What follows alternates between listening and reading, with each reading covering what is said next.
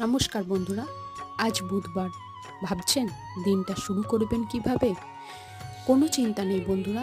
ভগবান শ্রী গণেশকে প্রণাম করে শুরু করুন আজকের দিনটা। আজ হলো ভগবান শ্রী গণেশের দিন, বুধবার। বুধবারে আমরা ভগবান শ্রী গণেশকে পূজিত করে থাকি।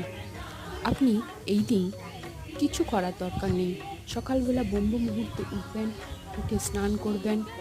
নেগেটিভ এনার্জি জীবন থেকে দূরীভূত করবার জন্য অবশ্যই এই আজকের দিনে আপনি শ্রী গণেশকে দুর্ব নিবেদন করবেন।